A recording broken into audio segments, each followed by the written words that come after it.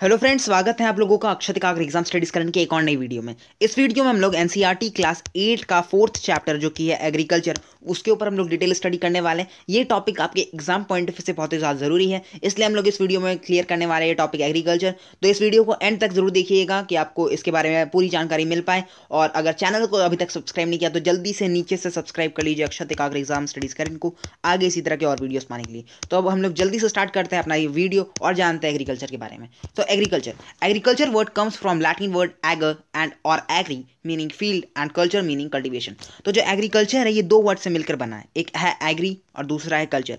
अब ये देखिए, ये जो एग्रीकल्चर है ये दो वर्ड से मिलकर बना है, क्लियर। एक एग्री है और दूसरा है कल्चर। एग्री का मतलब होता है फील्ड और कल्चर का मतलब होता है कल्टीवेशन। तो ये जो फील्ड का जो कल्टीवेशन है उसको हम लोग क्या बोलते हैं, एग्रीकल्चर बोलते हैं। तो इन दो वर्ड से मिलकर बना है हम लोग का क्या वर्ड, एग्रीकल्चर। तो आई थिंक आपको समझ में आ गया होगा कि एग्रीकल्चर कौन दो वर्ड से बना है, एग्री और कल्चर, फील्ड और cultivation. I think now it's clear. Agriculture also known as farming is the art and science of cultivating the soil, raising the crops and rearing livestock. तो जो agriculture है उसको हम लोग farming भी बोलते हैं, और ये आर्ट है और एक साइंस है कल्टीवेट करने का सॉइल को, राइज करने का क्रॉप्स को, और रियरिंग ऑफ लाइफ स्टॉक्स। अब बहुत कोई सोचते हैं सिर्फ जो कल्टीवेटिंग ऑफ सॉइल और राइजिंग क्रॉप्स ही एग्रीकल्चर और फार्मिंग होता है, बट ऐसा नहीं है। रियरिंग ऑफ लाइफ स्टॉक भी एग्रीकल्चर के अंडर ही आता है, वो कुछ अलग नहीं है। रियरिंग ऑफ लाइफ स्टॉक भी एग्रीकल्चर के अंदर आता है, वो भी फार्मिंग के अंदर आता है। और जो ट्रांसफॉर्मेशन होता है from a plant to a finished product involve 3 types of economical activities. एक प्लांट से, एक मान लीजिए कोई कॉटन है, कॉटन से आपका पूरा कॉटन का शर्ट बनना, वो एक बहुत बड़ा प्रोसेस है।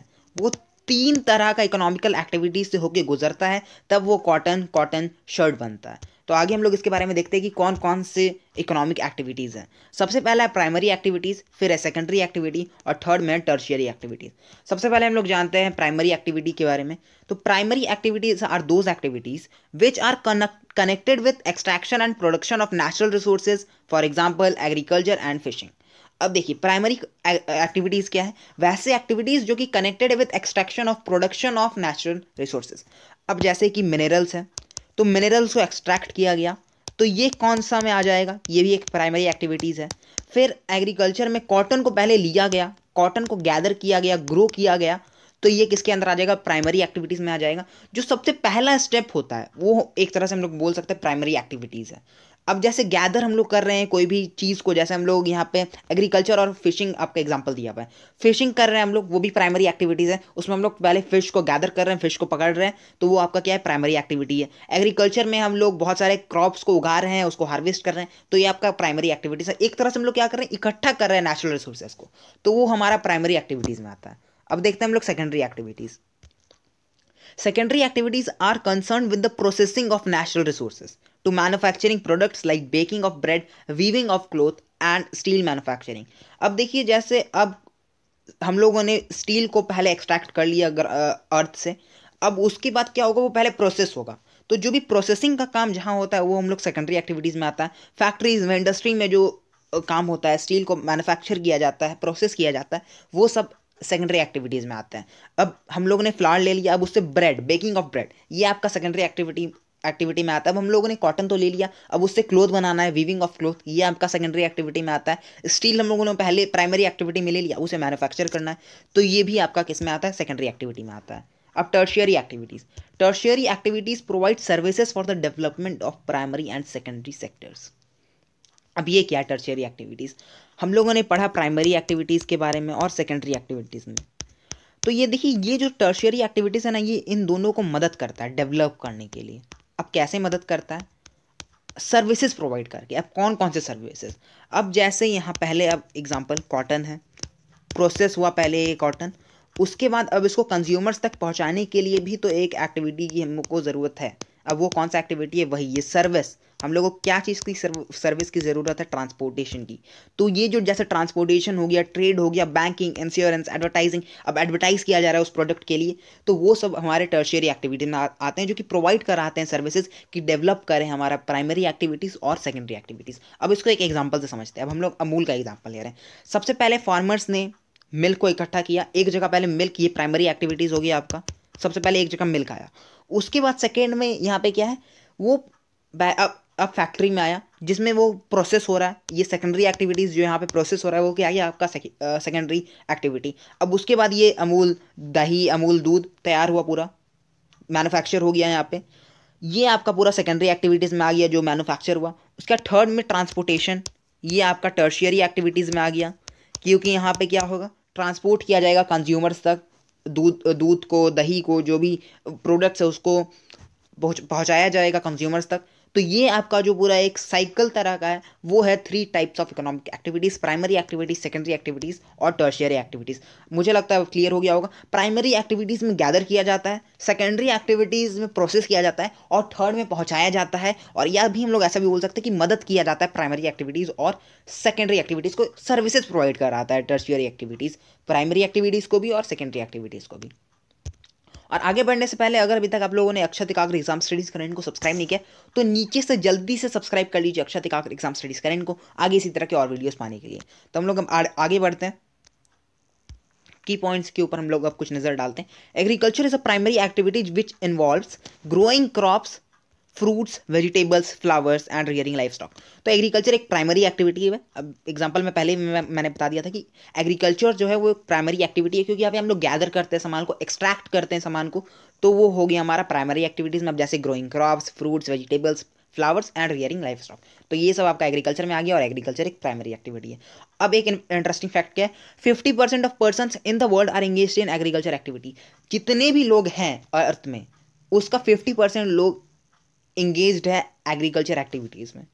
और 2/3 of Indian population is dependent on the agriculture as India has the land and climatic condition favorable for carrying out agriculture activities। तो अब देखिए 2/3 ऑफ इंडियाज पॉपुलेशन, तो मतलब बहुत ही ज़्यादा अमाउंट में इंडिया का जो पॉपुलेशन है वो एग्रीकल्चर के ऊपर डिपेंडेंट है। और जो लैंड में हम लोग कल्टीवेट करते हैं या जो कैपेबल है ऑफ कल्टीवेशन, जो सा लैंड, उसको हम लोग अरेबल लैंड बोलते हैं। जहाँ पे कल्टीवेशन किया जा सकता है क्रॉप्स का, उसको हम लोग अरेबल लैंड बोलते हैं। और apart from soil conditions, different climatic factors that affect the cultivation of crops in an area are rainfall, temperature and light. तो अब देखिए क्या है, सॉइल कंडीशन की तो हम लोग को ज़रूरत है ही, सॉइल की तो ज़रूरत है ही, बट उसके अलावा बहुत सारे हम लोग को क्लाइमेटिक फैक्टर्स की ज़रूरत है क्रॉप्स को उगाने के लिए, ग्रो करने के लिए। तो वो कौन कौन से हैं, रेनफॉल है, टेम्परेचर है, लाइट है। अगर किसी को कम रेनफॉल की ज़रूरत है तो ज़्यादा रेनफॉल हो जाएगा तो वो क्रॉप्स बर्बाद हो जाएगा। तो यहाँ पे यही बताया गया कि different crops require different climatic condition for a healthy growth. तो अलग अलग क्रॉप्स को अलग अलग एनवायरमेंट चाहिए ग्रो करने के लिए। इसके ऊपर हम लोग आगे के वीडियोज़ में भी जानेंगे कि कौन से क्रॉप्स को कैसे एनवायरमेंट चाहिए। तो हम लोग पहले अब अरेबल लैंड की मैंने बात किया, तो अब यहाँ पे देखिए 2/3 ऑफ पॉपुलेशन इंडिया का क्यों एग्रीकल्चर एक्टिविटीज में डिपेंडेंट है। ये देखिए कि पूरा यहाँ पे इंडिया का जो कंडीशंस है वो बहुत ही ज़्यादा फेवरेबल है एग्रीकल्चर के लिए, इसलिए यहाँ पे 2/3 ऑफ पॉपुलेशन डिपेंडेंट है एग्रीकल्चर में। और यहाँ पे देख सकते हैं ये एरिया में भी बहुत ही ज़्यादा अरेबल लैंड है, यहाँ पे भी एग्रीकल्चर हो सकता है यहाँ पे भी, तो ये सब देख सकते हैं। लेकिन इंडिया आप देखिए, इसलिए इंडिया में इतना ज़्यादा अमाउंट में लोग जो हैं वो डिपेंडेंट एग्रीकल्चर में, क्योंकि यहाँ का जो लैंड है, जो क्लाइमेट है, वो बहुत ही ज़्यादा फेवरेबल है फॉर एग्रीकल्चर। अब जैसे हम लोगों ने एग्री प्लस कल्चर को जोड़ दिया तो वो बन गया एक साइंस और art, cultivation on the soil and rising crops and rearing life stock, it is also good farming. तो ये एग्रीकल्चर के बारे में तो हम लोग को बताइए। अब जैसे सेरी प्लस कल्चर है, हो जाएगा क्या, commercial rearing of silk forms. तो जो सेरी कल्चर होता है वो क्या होता है, commercial rearing of silk farms. और पिशीकल्चर क्या होता है, breeding of fish in specially constructed tanks and ponds. अब देखिए जैसे पोल्ट्री में चिकन्स को रखा जाता है ना, वैसे ही समझिए यहाँ पे ब्रीड किया जाता है फिश को एक कंस्ट्रक्टेड टैंक्स में, एक स्पेशल जगह रहता है वहाँ पे इसे ब्रीड किया जाता है फिश को, तो उसे हम लोग क्या बोलते हैं, पिशीकल्चर। फिर वेटिकल्चर, ये क्या होता है, कल्टीवेशन ऑफ क्रॉप्स, ग्रैप्स होता है इसमें वेटिकल्चर में, कल्टीवेशन ऑफ ग्रैप्स। और हॉर्टिकल्चर में क्या होता है, growing vegetables, flowers, fruits for commercial use. जब कमर्शियल यूज़ के लिए हम लोग फ्लावर्स, वेजिटेबल और फ्रूट को ग्रो करते हैं तो वो हो जाता है हमारा हॉर्टिकल्चर। अब देखिए फार्म सिस्टम क्या है। फार्म को हम लोग फार्मिंग को एक हम लोग सिस्टम की तरह भी देख सकते हैं, क्योंकि उसमें भी बहुत ज़्यादा इनपुट प्रोसेस बहुत ज़्यादा ही इन्वॉल्व रहता है।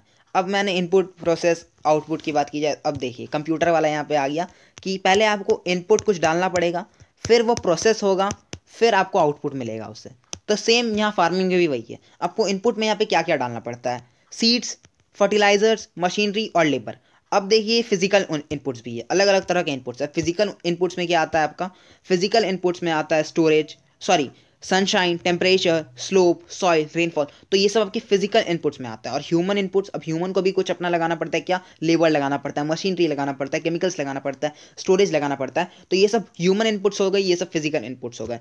तो बहुत अलग अलग तरह के इनपुट्स भी होते हैं। अब देखिए प्रोसेसिंग, अब प्रोसेस में क्या आ जाता है आपका tilling, ploughing, sowing, irrigation, weeding, harvesting, तो ये सब आपका प्रोसेस किया जा रहा है। पहले अब जो सामान था उसको प्रोसेस किया जा रहा है। जैसे अगर वो एनिमल का रियरिंग है तो उसमें हम लोग क्या बोल सकते हैं, breeding in case of animal farm, by which output is obtained. अब आउटपुट ऑब्टेन किया जाएगा। अब आउटपुट क्या होगा, आउटपुट क्या होगा, क्रॉप्स होगा। अगर हम लोगों ने एनिमल को रियर किया तो ऊल हम लोग को उससे मिलेगा, उससे हम लोग को डेयरी प्रोडक्ट्स मिलेगा, पोल्ट्री प्रोडक्ट्स मिलेगा। तो ये सब हमारा आउटपुट हो जाता है फार्म सिस्टम में।